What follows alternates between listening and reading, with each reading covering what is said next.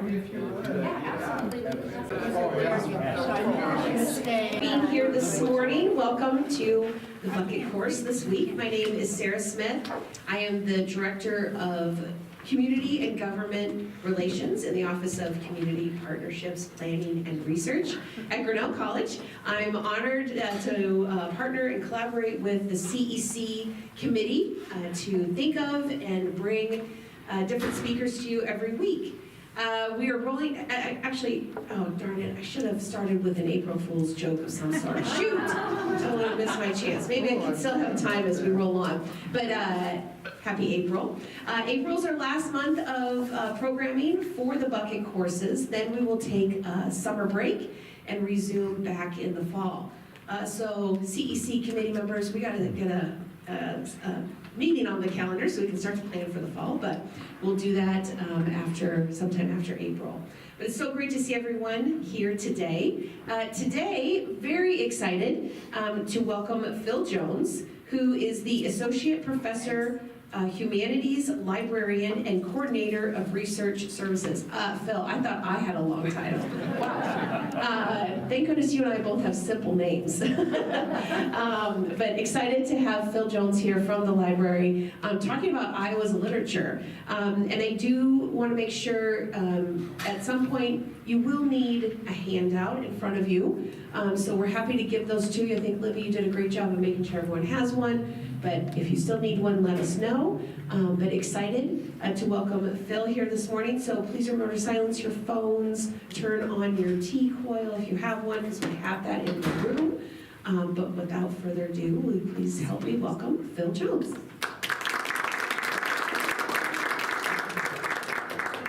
Good morning, everybody, and welcome, and thanks for coming. No, sorry. This is going to be the places. Okay, let's try that. Is that better? Yeah. Yeah. My voice is carrying a bit better.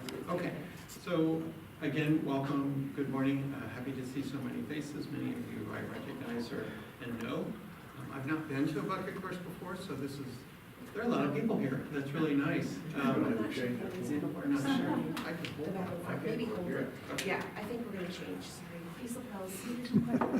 Phil and I both have the wonderful opportunity of working with AV every week for different programming, and we think we know. Yeah, we think we know, and then we don't. So, okay, we'll switch.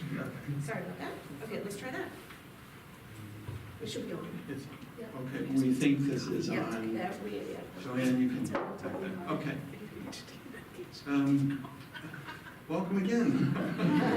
So, good morning, everybody. I'm Phil Jones, as Sarah indicated, and I'm real grateful to Sarah and Annette and Libby Eggert for the invitation to talk with you today about a subject that I'm very interested in, and I hope that you are, or that you will be by the time you leave, and that is the literature of the state of Iowa, or more generally cast a conversation about regional literature, literatures of place.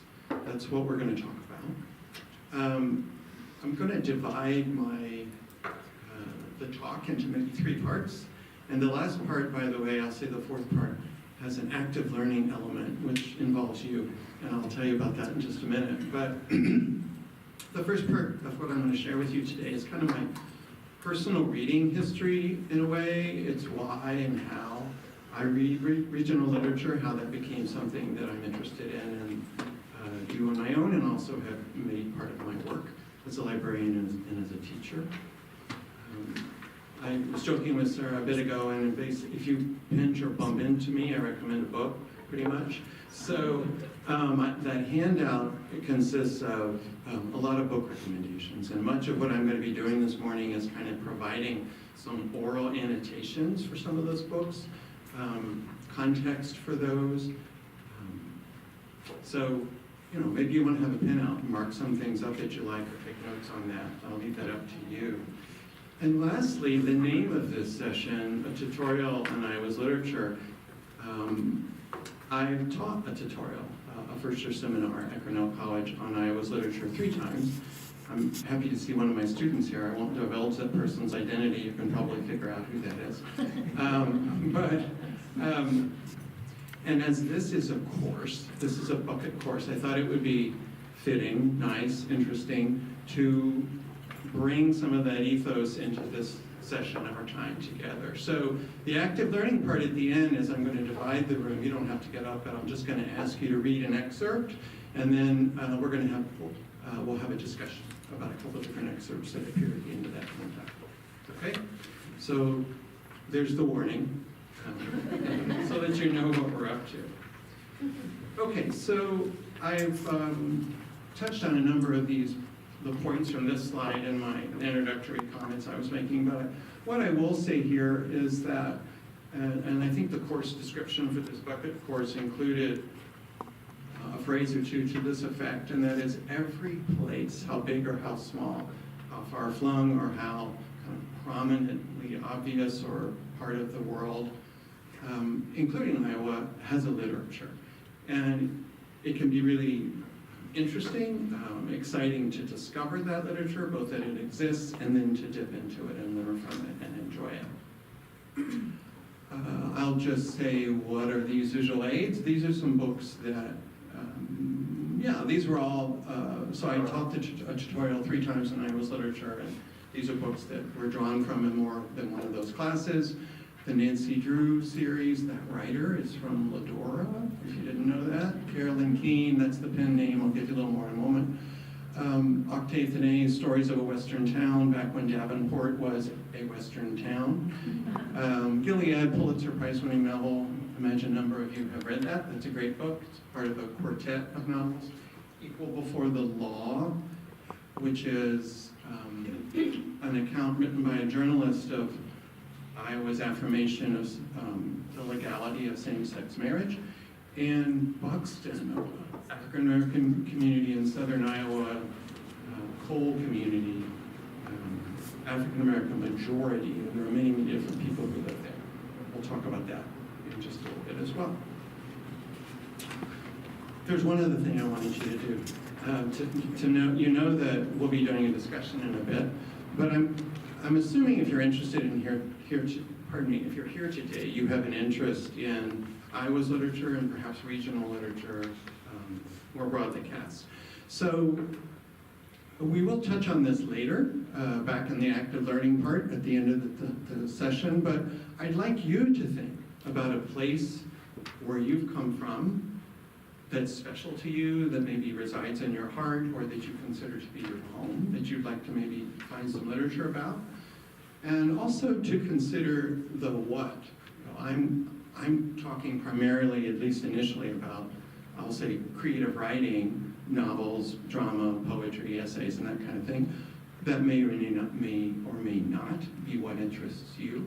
So if you wouldn't mind just kind of pondering between now and half an hour or so from now, where is it you'd like to learn about? And what would you like to read in terms of form or content? Because perhaps we can help you find it. Okay, here's the personal reading part. So I've lived around the country, and I didn't set out to do this intentionally, but over the course of time, I've always been a reader. I read a lot of fiction. I always have novels and short stories.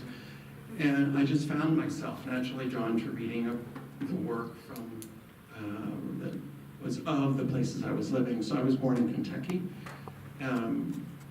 Harriet Beecher Stowe was not, but she wrote Uncle Tom's Cabin, and the first portion of that book is set in Kentucky. So I include this.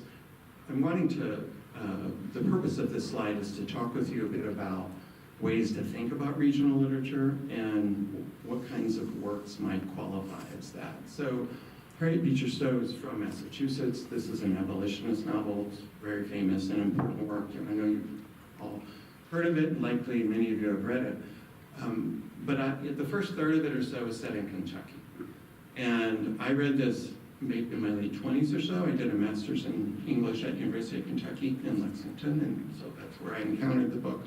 But I was living there, and I was learning about just the way the place was described in the book, the prominence and importance of the Ohio River as kind of the border between the North and South, and representing and allowing freedom for the enslaved people in Kentucky and points south.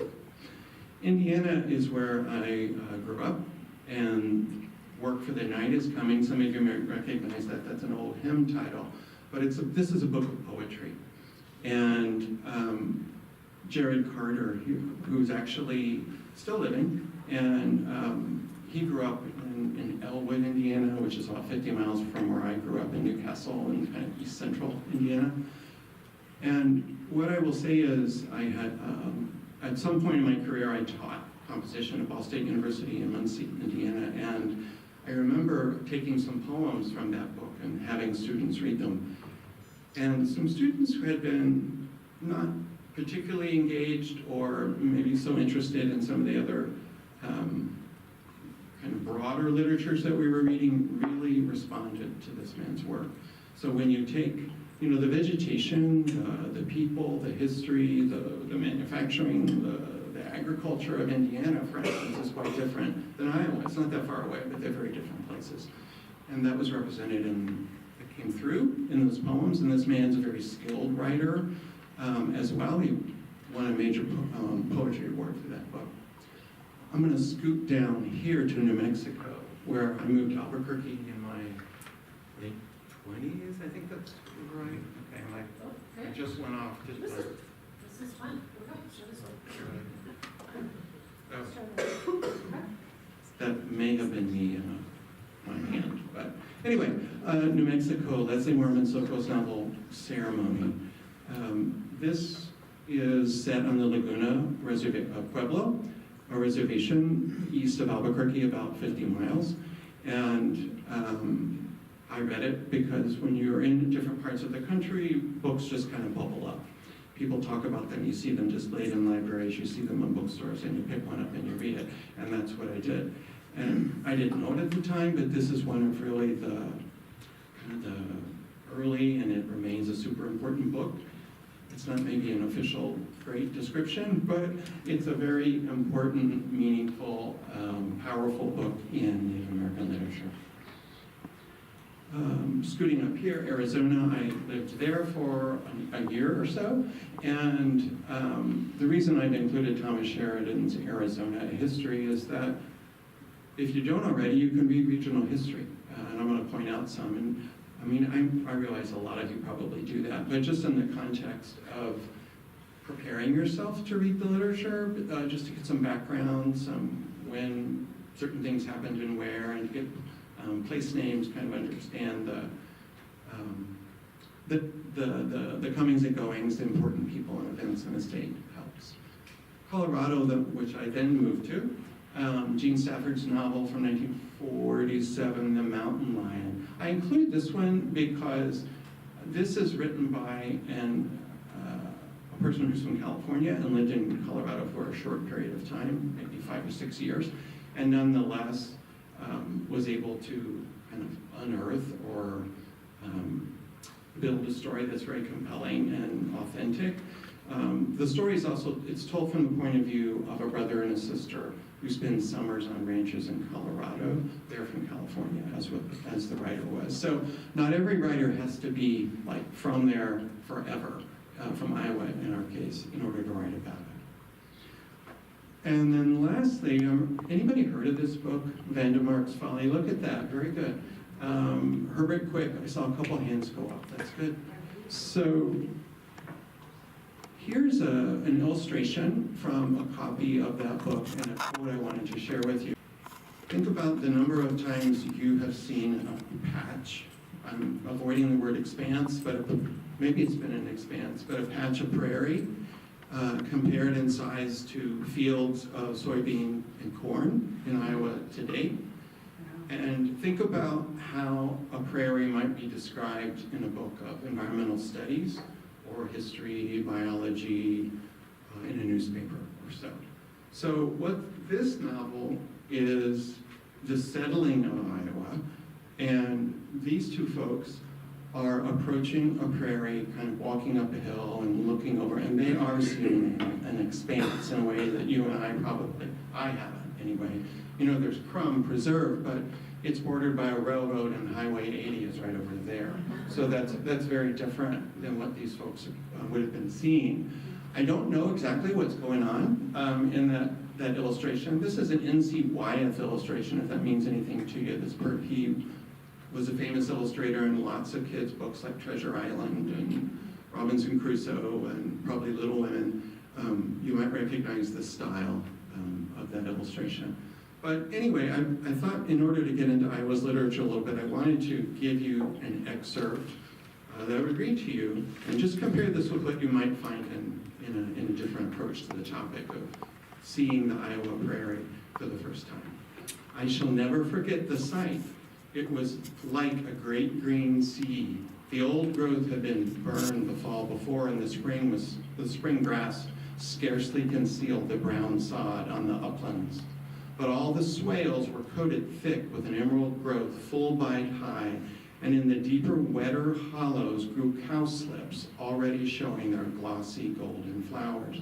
And skipping down a little bit, the keen northwest wind, which we well know, swept before it a flock of wild white clouds, and under the clouds went their shadows walking over the lovely hills like dark ships over an emerald sea. So this is actually a really famous excerpt, a very famous passage.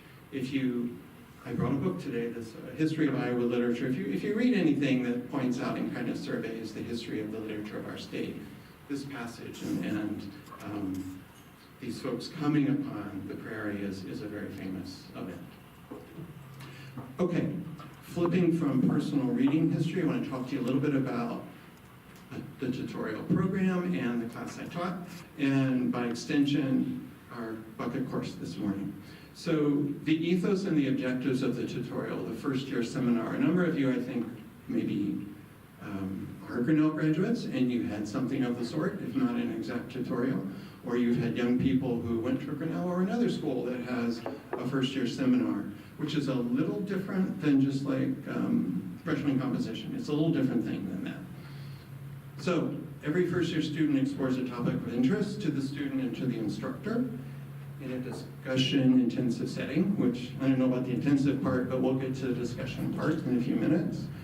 This is kind of interesting for me, I think for the teachers. The teacher approaches the tutorial through a couple different, one of two ways usually. They're sharing an area of expertise, kind of leading students through that area, that topic, subject matter, or it's an opportunity for that teacher to explore something he, she, they are interested in, but they haven't had a chance to explore before. I'm the second batch. I didn't really know that much about Iowa's literature. This would have been 2018 was the first time I taught a tutorial. But it was an opportunity for me to learn and then to share that with students. The objectives for the class illuminate methods of inquiry. So just kind of a paraphrase of that is it's an introduction.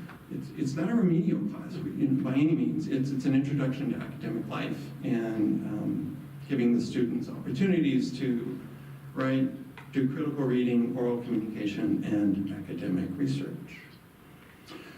Okay, so the first time I taught the class, I want to talk with you a little bit about what I learned from teaching the class in terms of types of Iowa's literature, how students respond to it, and the range of the readings that one might use. So here's the reading list, and these are all, by the way, on that bibliography that you've got. And I just will say a couple things about probably most of these, but I'll try not to labor too much on it. But if you're looking for a really, in my opinion, and I think opinion of lots of folks, a reliable, a good historian on the state of Iowa, Dorothy Schweider, emeritus, passed now, history professor at Iowa State University. This is one of her books. This one actually was written for high school students with some other, Tom Moraine and some other folks in the state. So the first time I taught this class, I wasn't, I would say, super imaginative in the way that I organized it, which was chronologically. So we started with the old stuff and moved to the new stuff. I also, just so you know, had way too many readings. I think teachers tend to do that. I did. Anyway, I learned as I went along, but we started with the folklore, folk tales in particular, and the spelling of the Squawky is very 1904. So we're looking at oral history from the Meskwaki. Mary Alicia Owen was an anthropologist. So it's recorded and transcribed, but it's not coming from Meskwaki folks themselves. Susan Glassville, The Jury of Their Peers. Does that ring any bells with anybody? Jury of Their Peers, Jury of Their Peers? Yeah, it's a movie. Exactly. Yeah, thank you. I was just going down past the Strand the last few days. On Saturday, there was a film screen called A Jury of Their Peers. And this was Susan Glassville's story from 1917. She was a playwright, a novelist, a journalist, and when she was pointing to Des Moines, when she was in Des Moines working before she went to the East Coast, she covered a story of a farm wife who was accused and put on trial for the murder of her husband. And that's what this story is about.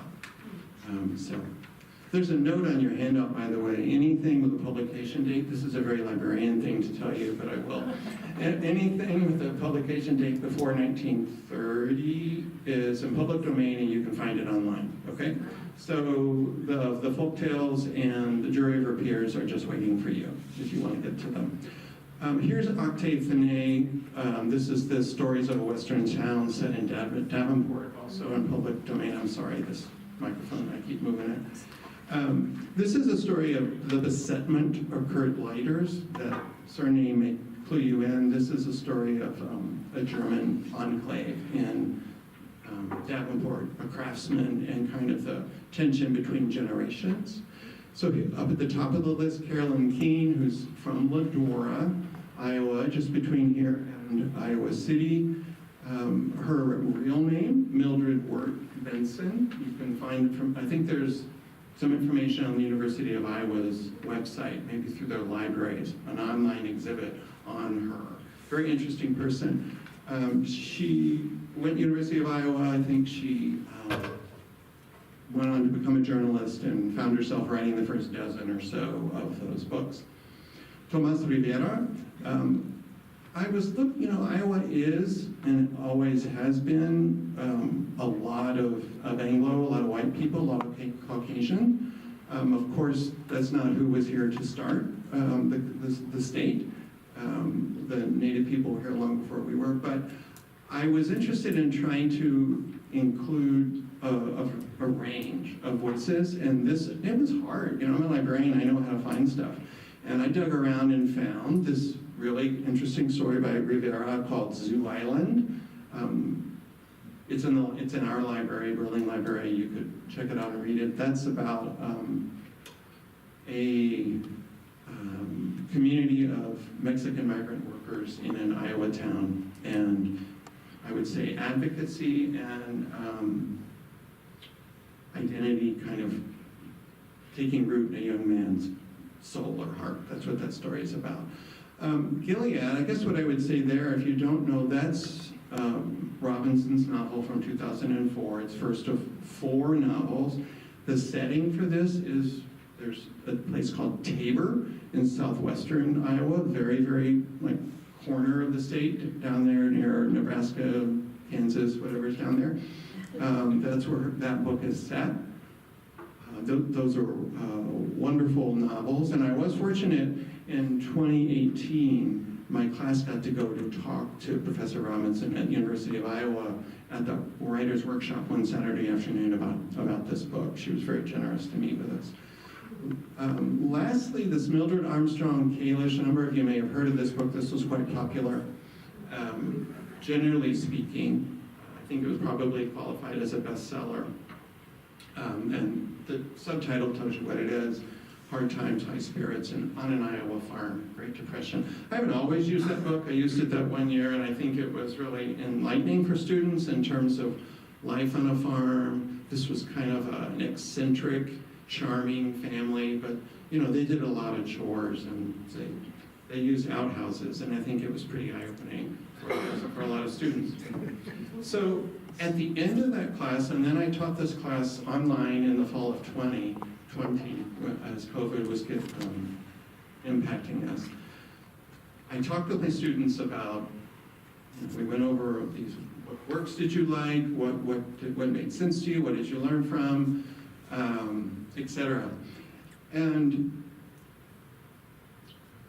they really were asking for kind of a deeper, broader approach to the subject matter of Iowa's literature, which, again, it's hard, you know, in our state, the kind of the detectable or history, so much of it centers around perhaps immigrant communities from different parts of Europe, but it's primarily Anglo and Protestant Christian.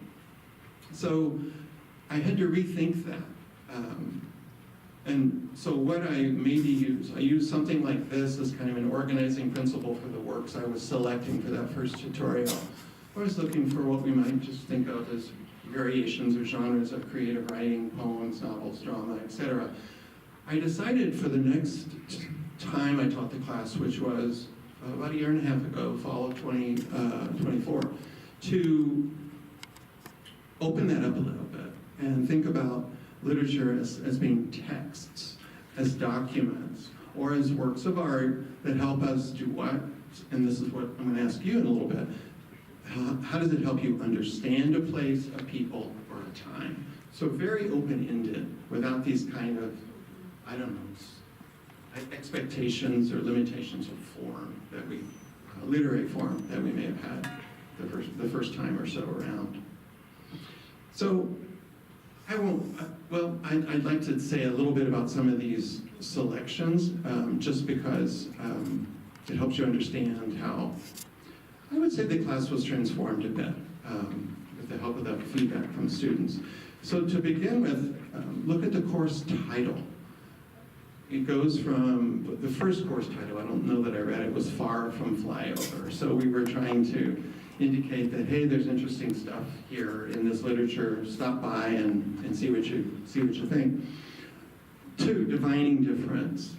Divining meaning searching for something you, like water, that you hope is there, you think might be there, you're not sure where it is or what it looks like, you need it, and you go looking for it. So that's kind of what we were doing in the class. We started that class with a work of art, Grant Wood's painting, which everybody knows about, likely so, American Gothic. And I'll just say that we used that painting to get us started. First day of class, Tilly Woodward came in and we spent an hour describing and interpreting the painting. And the ideas and the kind of the entry points into discussion to a work of art, in this case visual, but we transferred them. The idea was to literary art or texts that we were reading. So some differences. We pulled in a story from a Grinnell alum. There's an excerpt that we'll be looking at by Ruth Succo today from her book, Iowa Interiors, 1926. What did I say about it?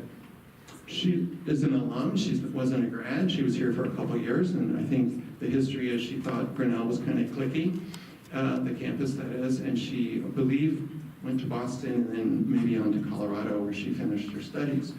But a lot of her writing takes place in small Iowa towns. Ray Youngbear is a poet and writer from the Meskwaki settlement, and I also think he's an alum, but not, a grad of Grinnell College. And we, in the first time around in this class, we had used Meskwaki folklore, which we used again, but we also had excerpts from Ray Youngbear's memoir called The Black Eagle Child, The Face Paint Narratives, selections from those.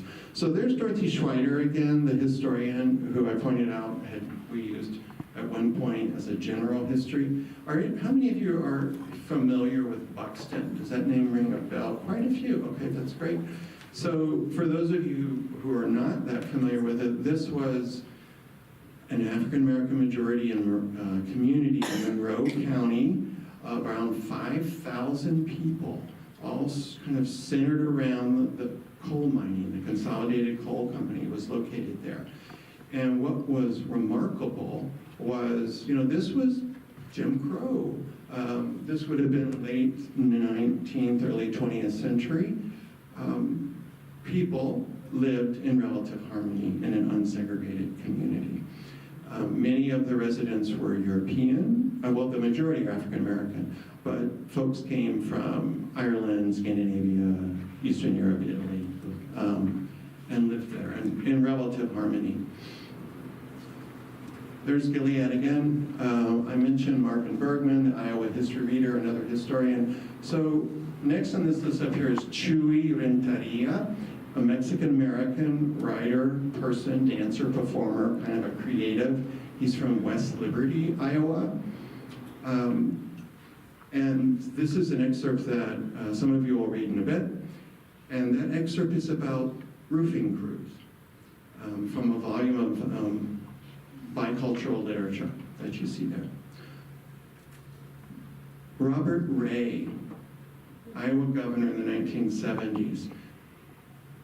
Matthew Walsh wrote a book about him, and a Republican governor, if I didn't say that, of Iowa in the 1970s, who welcomed hundreds, if not a couple thousand, Southeast Asian refugees from Indochina. If you go along in Des Moines, along the Des Moines River, the road to Botanical Garden, there's a very East Asian looking, or maybe Southeast Asian looking structure there. That is honoring Robert Ray for opening up Iowa to people from Southeast Asia.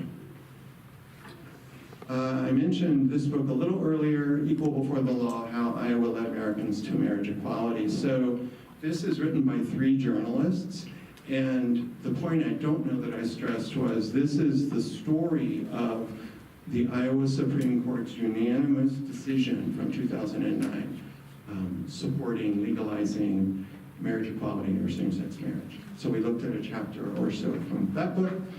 And lastly on this list is a book that I've used every time. And I was talking to somebody about it a bit ago, and it's kind of an odd book, but it's a book that gets your attention and holds it, which I think is what any author would strive for. Universal Harvester by John Darnielle, if any of you are indie rock fans. The Mountain Goats, if you know who those people are. He's the lyricist, and I think the singer in that group. But he's also an accomplished novelist, and this novel is set in Nevada, Tama, Toledo, and it's a look really to kind of complement or counter Gilead and that kind of orthodox traditional approach, consideration of religion. This is a novel, an exploration of things kind of gone awry and religious extremism and what that can do to families or communities. Okay, I think we're at the place where it's your turn. So here's what we're going to do. So on that handout, maybe if you turn in a bit, you'll see there are 4 excerpts. 1, 2, 3, 4. We're going to be working in our session today with the 3rd and the 4th. Okay? The first couple, I won't say a lot about. They're both in public domain. You can get hold of them. If you're a person who's interested in, as I was wanting to know, well, when did settlers and native people actually meet? When did that encounter, as a term is often used to kind of describe that interaction? Where and when did that encounter occur? The excerpt gets at that, and there's a URL or link that you can get to the fuller document. Hamlin Garland, Mrs. Ripley Strip. Again, we're not going to read these 2 today. I'm just trying to whet your appetite a little bit for them. This is a book of stories, and this man was from Osage, Iowa, the northern part of the state, I think, and he went to the East Coast, as writers often did, and he published what was known as local color. So kind of what was going on, if not exotic, kind of different in the middle of the country versus on the eastern seaboard. And this is a story about a woman from New York who spent her married life in Iowa, I don't know that it's like a sod house, but a very primitive home, and probably we would think of it as in poverty, is going to be making a trip back to New York State for a short while to visit her family after many years. Okay, those were the explanation of those first 2 readings that you can do later on your own. But let's just see, what's kind of to the camera and to the left here. Would you all please read the excerpt from Ruth Succo's A Start in Life? All right? And for the remainder of the room, here over, would you please read Chuy Rentaria's excerpt from A Story About Work. Now, there's a reading question, so something for you to think about as you read along. I've already kind of given this to you, but how does the excerpt that you're reading help you understand Iowa? If they're short, they're like 500 words or something like that, but nonetheless, what can you get out of it in terms of learning something about it as a place, its people, its history? Okay? Any questions at all? Okay, I'll check in with you. I'm intentionally telling you nothing about the excerpts. Okay? You'll get a fill in the blank or imagine. It's imaginative literature by and large. Go ahead. You're thinking what responses you have to those excerpts. And we'll start with Ruth Succo's the excerpt from her short story, A Start in Life. So this side of the room, I think what I'll probably just do, why don't we do that? Well, Sarah has a mic and we'll hand that to you. So any observations, responses you have in terms of that reading, Iowa as a place, what you're learning about it as a place, its people, or stay with it. What's a thought you have?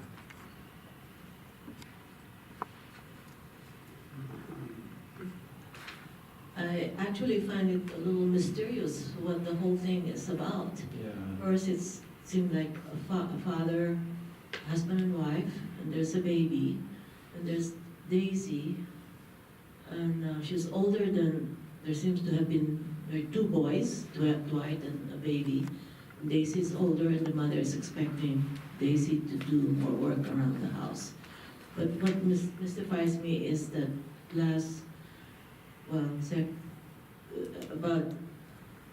the very last line of the third to the last paragraph, a faint notion of what Mama had meant when she had said that this would not be visiting. I didn't know what that meant. This was not visiting. So it seemed like a family scene, but it then became mysterious for me. By that last line, I thought it meant that her mother sent her over there, that she's supposed to be working, helping that mother. Yeah. I could be wrong, but that's how I took that, and Daisy wasn't all that willing. She didn't remember where she put the bread before. It's almost like an excuse to not go get it again. And I guess I'm gonna have to have that toothache again, which maybe would be an excuse not to have to come back. I didn't know.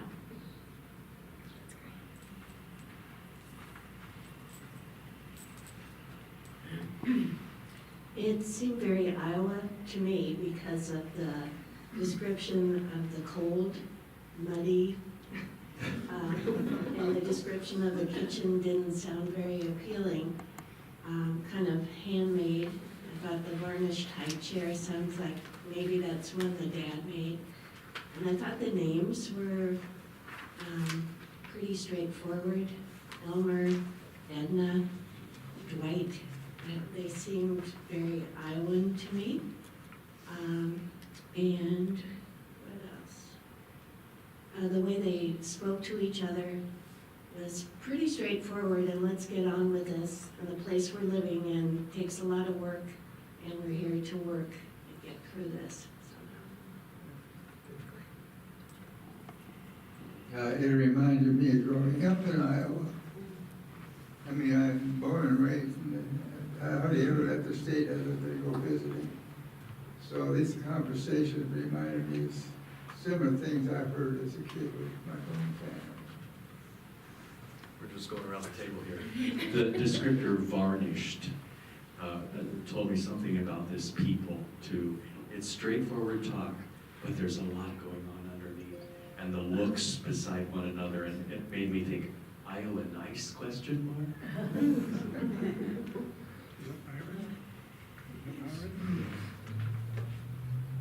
Anything else you all would like to add? Well, thank you for sharing with us. You did a good job of perceptively reading in a limited amount of time with no context. That was really good. I didn't want to say a lot about it. I could have told you in terms of introduction. I kind of wanted people to kind of grapple and create and respond to what Rusuko was giving you. Yeah, it's a story of a young woman from town. Daisy is from kind of the outskirts of the town, and Edna and Elmer, thank you. They're relatively wealthy, well-to-do, comfortable farmers who live out in the county. So she's not in school. She is being sent. It's not like a mother's helper, some kind of neighborly, friendly arrangement. It's more like she's becoming an employee, the maid, the hired help. And she isn't necessarily old enough to understand the complexity of that. She's maybe contrasting her time there, and she's not visiting. Her mother told her that, but she didn't really know what that meant necessarily. So it's one of the ways that I will prompt myself, but also ask students to consider. Works of literature typically are kind of tapping into and exposing conflicts. And so there's a conflict here between town and county or rural farm spaces and the people who live in those places. There's kind of a class or a status conflict at play there. And there's a power conflict between the mother, Edna, and her expectation and Daisy's understanding of what she is supposed to do and maybe what she wants to do or maybe not want to do. So, all that in 500 words. You should read the rest of the story. And you can. Yeah. Okay, thank you all. Okay, let's turn to Chewy Renteria and the roofing crews probably around West Liberty in that area. What's anybody got to say about that excerpt in terms of Iowa as a place, its people, or its history? Well, I'm assuming that Joe, the boss, so to speak, was probably Anglo. It tells me that he, and I'm assuming the rest of much of Iowa, appreciates, honors good work, hard work, work well done. But I also see that while workers, whether roofers or another, farm workers were not mentioned, but whatever worker, if they're doing a good job, they are definitely appreciated, but also exploited to a sense that getting their money might be difficult, might be delayed, and while welcomed, their work is welcomed, but they may or may not be totally welcomed into the community. Before we sold our little house up in northwest Iowa in order to come to Mayflower, we had to have it re-roofed. And the team was definitely Spanish-speaking, Mexican men. They worked so hard, it was so hot. Friendly, neat. The boss crew spoke both English and Spanish. And I had to appreciate them. I have never seen anybody work so hard and so neat and so quickly. And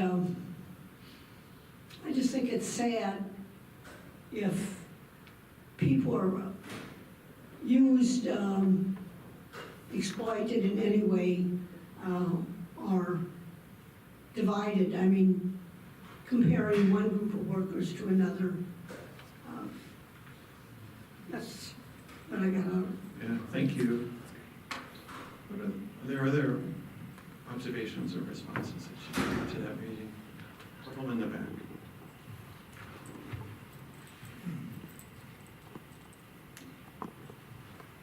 This reading to me took me a little bit by surprise, and I had to jump mentally to go from the first section where it was a black person with an exchange with somebody, and then all of a sudden we meet a Mexican in the next section, and that put me into remembrance that Iowa is is made up of immigrants. We all came from somewhere else.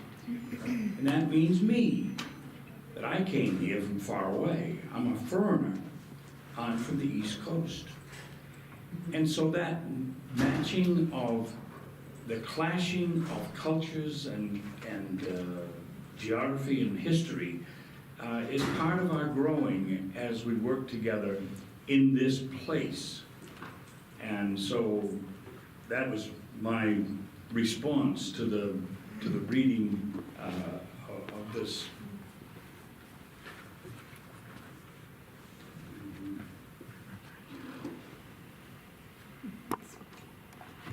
When I first started reading this, immediately my mind went to the effects of the derecho and all the roofing companies that came into town.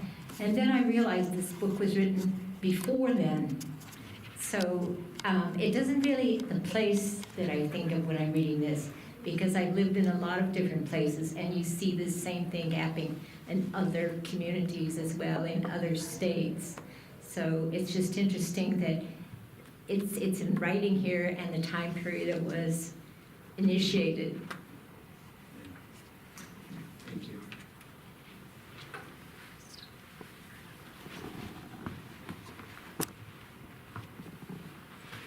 At the very end of this excerpt, the narrator expresses his resentment and his anger and his frustration with having been assumed to not need to get paid until he actually spoke up.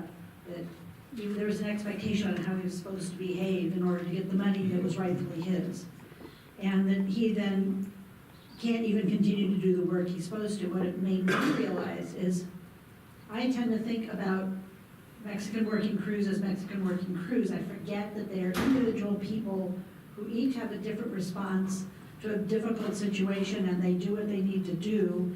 They may not like it, but it's important to think of them as people who have to grapple with a whole lot of other information that we don't even know about each of them and the lives that they're living.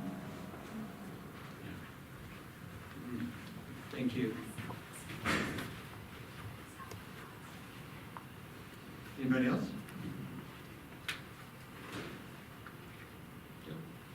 I thought, oh, We'll have a mic for you. Oh. Yeah. sorry. You're good. I'm usually a loudmouth and I don't need help. I just thought it was interesting, narrative structure to start with a mystery, so to speak, this quote, and you never have any resolution for it, except that it appears that Joe, is that his name? I think that's right. Claude, has been duplicit before all of this. Yet the discussion about money and so on and so forth suggests that Joe sees himself, if you will, as a fair-minded sort of chap who is treating everybody as they would presumably would like to be treated. Yeah. Thank you. Just a comment or two that I would make. I think that why did I choose this writing for a tutorial? I was trying to honor the students' request for a range of life experience represented, and also this is a memoir, so it's I don't have the name of the book off the top of my head, but it's a book-length memoir that Chuy Renteria has written, and it's in Berlin Library, so you're welcome to come there and check it out and look at it. But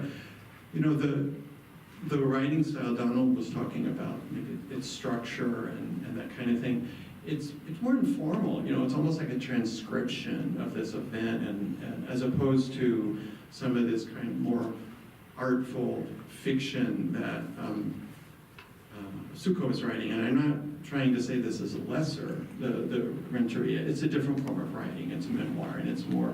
And I think that University of Iowa Press published this, and deservingly so. And it just stands in stark contrast, I think. The immediacy of it. We can all relate to people coming, crews of people coming to our house to work. And I can think of twice, maybe 3 times we've had a roof replaced since we've lived here in Iowa for 20 years. And you know, one of the things that I would say in response to this, the kind of the boss figure, Joe, I remember, maybe it was after the derecho, you know, people would come and knock on your door and talk with you about, I want my crew to come by and work on your house. And some of those people were kind of, to use a middle school word, they're kind of icky. I mean, they were kind of, you know, I'm not sure that they were on the up and up and kinds of people. And I'm not talking about the work crews, I'm talking about the Joes that you and I encountered. And so I think it's important to have those dynamics and those personalities presented in a way that we can read it. And I was also surprised in this excerpt when I read, it's about maybe a 20-page essay, the whole thing, the story about work. The pitting of one group of people against another for why. So you can, as I think some of you used the word to exploit, so you can somehow take advantage of them. Yeah, I was a bit, I guess maybe to Leslie's point, I maybe kind of saw those groups as comparable or similar or allied in some way. I didn't realize there would be competition between them, but at least in Joe's eyes there is. Okay, thank you very much. That was a good class discussion. So here's that last piece I told you we were going to do. And early on I asked you to think about where is some place that you would like to learn more about, and what kind of writing would you like? And I suppose if it was artwork, we could help you there too. Leslie's here.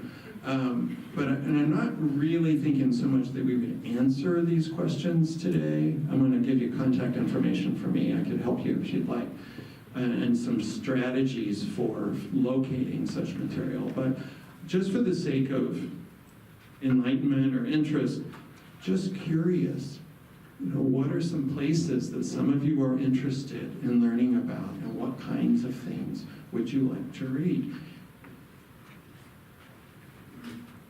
I'd like to make a list, I mean, just for my own information, but where's a place somebody wants to learn about? Just raise your hand, please, and I'll call on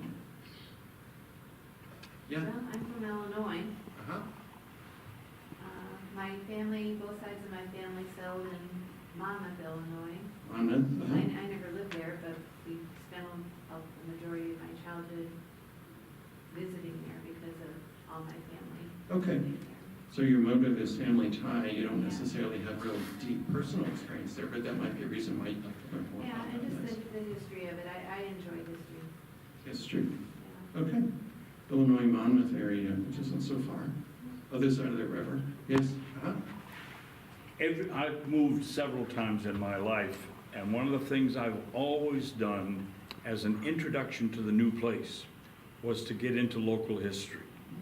And the local historical societies are always wonderful and welcoming, and you learn a lot, and that's where you begin to get introduced to the literature.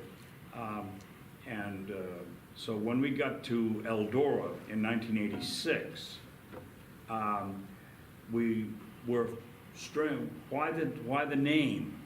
And found out that Eldora was the name of the first white child born in Iowa. So that's in Hardin County. So do people in Eldora claim Mildred Ward? The writer of the Nancy Drew stories, do they? Not particularly, no. Just curious. Just curious. Okay. Thank you. Any other places? Yeah, in the back. Go ahead. Some of you may already know this, whatever, but Kellogg, a little town just west of here, originally was named Jasper City. But there was a family, a doctor, whose name was Kellogg. And the powers to be, city council or whatever, decided to name it Kellogg after that family, after that doctor. That's how that became about. Okay. And it was actually the county seat for a short time before Newton got the courthouse. And the theory was back then, they wanted the courthouse to be an easy day's ride on a horse. That's the reason the county seats are all in the middle of the counties, whatever. All the things. I found the story about Kellogg to be interesting.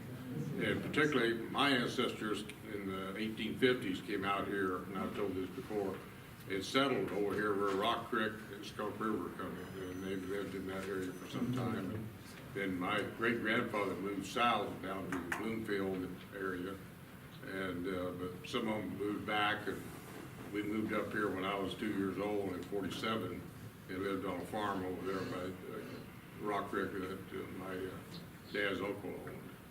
Thank you. But I've always been interested in history like that, and it's always neat how everything just kind of turns around and comes back around, and then you know why so-and-so ended up here and this time. That's oral history right there.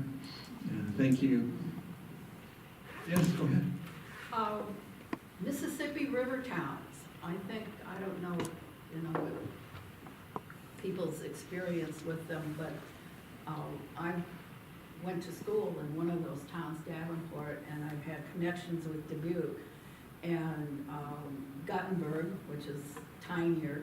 You have these towns, some of them are bigger, some of them are smaller, but the impact of the river, of the Mississippi River on these towns and how they grew as a result of this influx of people coming from up and down and all over that they had on these towns specifically, as compared to other Iowa towns are more in the center. But the Mississippi River towns, I think, seem to have had a special effect on the development of these towns because of the river, and they're on the river. Yeah, higher immigrant and African American populations. People would come from other places more easily, going south or otherwise. Did you know about Octave Dene or Alice French? No, Yeah. I just over. I haven't read. I Yeah. just know over, but yeah. Yeah, you can get that Stories of Western Towns online. Yeah. Thank you. Anybody else? Yes, ma'am. Yeah, go ahead. I've done a fair bit of reading about Iowa. A fair bit of reading about Iowa literature, history, the art part. But what I found also informs my interest in a place is the natural history. And the first quote you gave about the prairie, I think understanding the place by the natural plants, formations, weather, whatever, is very important. And so doing some natural history reading as well. I'm a native Californian. My family goes way back in the Bay Area, and it's such a different landscape. And it's part of the problems in California are that people have tried to impose their understanding of places that are very different, like having lawns. And lawn's a terrible idea in California, but everybody wants one because they came from someplace else. And the whole issue of water and how that affects a place, it's just really helped me understand that Iowa has just a totally different cultural makeup because of where it is. Yeah, thank you. Sarah, all the way over there. I lived in the Southwest for 15 years, and there's an expression down there about people are encouraged to get over green. Get over green, because it's not. Leslie, I had a similar thought. I was in Decorah yesterday, and I am a Luther grad, and absolutely love being back up there. But I love going to these natural outdoor areas across the state of Iowa, and I think about too how much my grandparents loved that as well, and just thinking about that history of these state parks in Iowa and these natural areas that we all seek out to kind of just have a little break from our lives, and all the history that's there in those in the parks across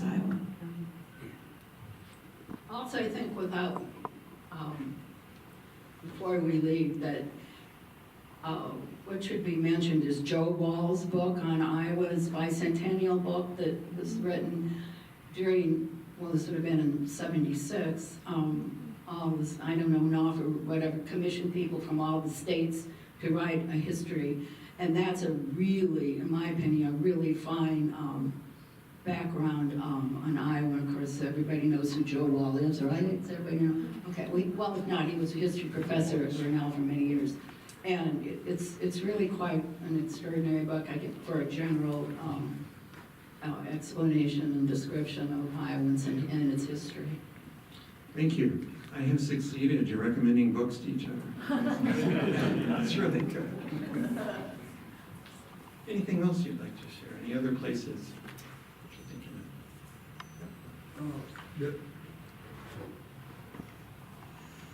of? I come from an unusual place in the experience of a lot of Iowans, the southern coast of Maine.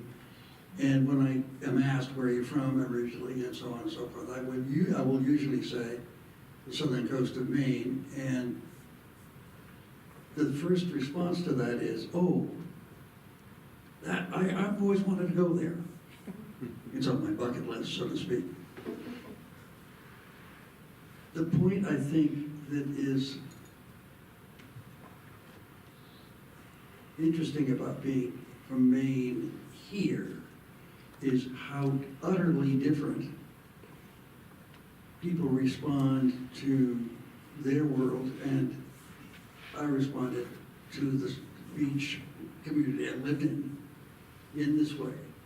It'd be done in one sentence and say, generally speaking, I have been told, well, I never understood beaches, comma, what do you do at a beach? And for me, that's unanswerable because I think, well, you're at the beach. What?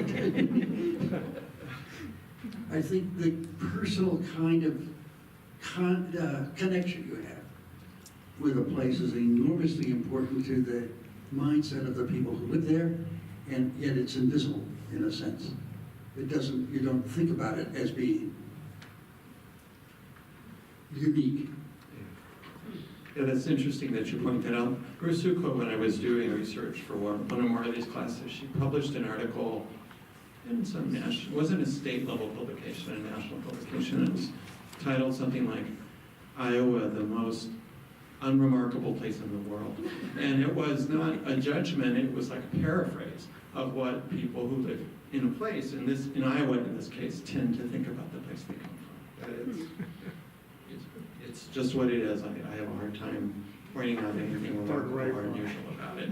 Be it the beach in southern Maine or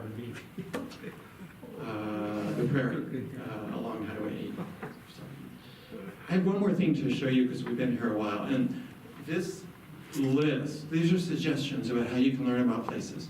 So this list appears as the last bit of information on that handout you've got. So to say a little bit about these, you know, the first strategy is to ask a librarian, a public or academic librarian. I imagine those folks would be happy to help you. They likely know some of the different range of works or types of readings that you're imagining. Because the good thing about books is they exist because we're not the first person who thought about it. Somebody thought about it and wrote it, and somebody published it, and it's in a library or some bookstore, someplace like that. If you want to search the library websites of, say, Drake Community or Berlin, you can do so freely, no cost involved. And I'm just saying there, I mean, this may be the obvious thing, but nonetheless, I'll say it. Just put in, you don't have to know titles, just put in some words. Iowa novels, Iowa fiction, Iowa poetry, Iowa natural history, and see what you get. There's specialized books, and if you want to come up and look at these, you're welcome to. This is where I learned a lot. It's on your list, maybe one of the first ones. Clarence Andrews, it's kind of an academic study of literature in Iowa from centuries of literature. From some of it's tied to very specific places in the state. You could do an internet search, of course, novels set in Iowa. I'm going to kind of bookend this strategy with the first one, because this will, a result list on a search on the internet for novels in Iowa will get you probably some web pages that somebody's put together on that topic. And that's a good thing to do. I always encourage students or researchers to go about looking for answers in more than one way. And a good way, again, is the first one on the list, because of a professional responsibility, skill, joy of librarians is a task called Reader's Advisory. We actually, we really want to do this. So ask a librarian in addition to doing the internet searches. And if you want to look someplace that's not as endless as the internet, which I love, it sounds like I'm kind of criticizing it and I'm just trying to put it in some context. There's a website of the libraries throughout North America, public and academic. If you don't know about it, you've got the name of it. It is called worldcat.org. Just go in there and search and see what you find. You'll find material that is not available at Burling Library or at Drake Community Library. Drake Community Library will, all public libraries do, offer typically a free service called Interlibrary Loan. You find it, they'll order it for you, okay? So just remember, I always tell students, if you have some time, you can get just about anything, okay? If there are any questions, it looks like maybe what are you thinking, Sarah? Go ahead. I'm thinking, it's 10 after, so if people would like to go, I want to make sure that you have the flexibility, but we do have you here, and this has been really awesome talk today. So I do want to, let's do a couple of questions if anyone has any questions for Phil at all. Any questions? Okay. Well, I think this was incredible. I don't want to necessarily totally point her out, but I want to thank a particular student who took your class, who recommended this idea for you to come. And so I really thank her for this recommendation. This has been awesome today. And you have some samples up here too of the different books, but yeah, I've really enjoyed the talk today, so will you please help me thank Phillip Jones.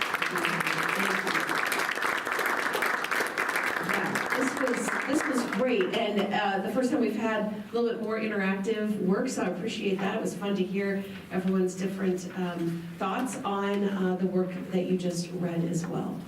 So next week, we're going to stay in the humanities, and we're going to have, stay in the arts, and have a talk from Abe Goldstein, who is a part of the Java Jews band, and talking about his music journey. I think it'll be really great. Abe was an open book at one of our first open book sessions, the first bucket course here too. Amazing individual who really enjoyed being with you guys and had reached out to me and asked to come back and talk a little bit more about his story. So it'll be this next week. I also want to point out, before we meet again next week, we have another open book session, which is next Tuesday at 6:30. I really want you to think about coming. Please, please, please.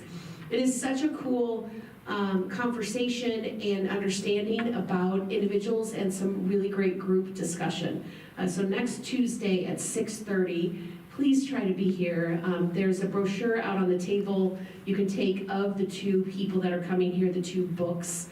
And I'm really excited about learning about their journey as well.